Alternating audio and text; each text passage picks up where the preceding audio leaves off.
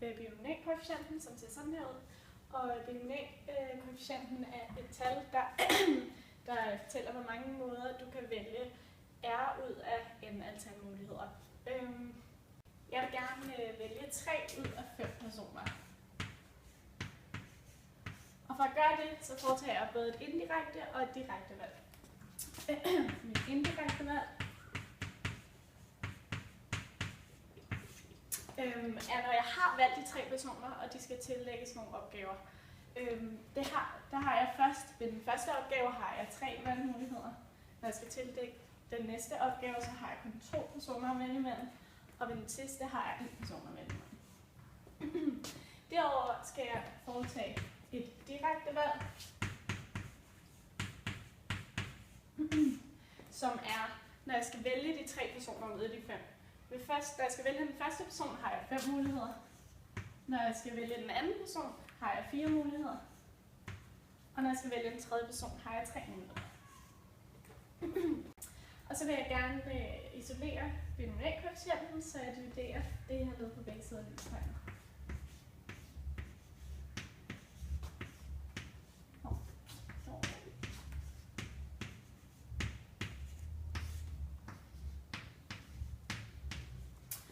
Og nu vil jeg så gerne opnå, at der på tælleren står 5 fakultetstegn, ligesom der gør i formen, og derfor forlænger jeg bryggen.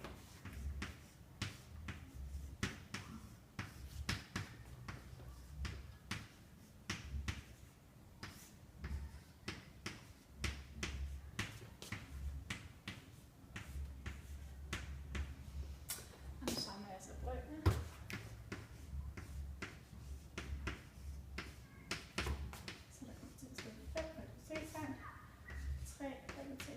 Gange 2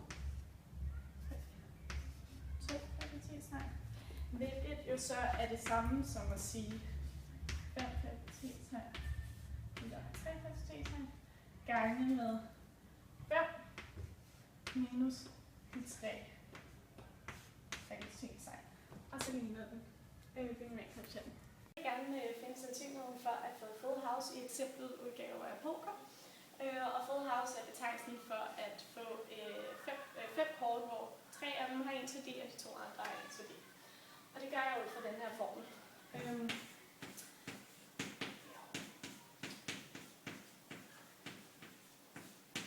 Da der er 52 kort i et spil kort, så er de antal mulige, jeg har, det er binomialkoefficienten 5 ud af 52.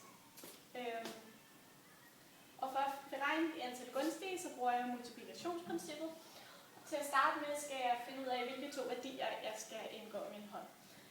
Og da der er 13 forskellige værdier i et spil kort, så vil jeg ved mit første valg have 13 muligheder.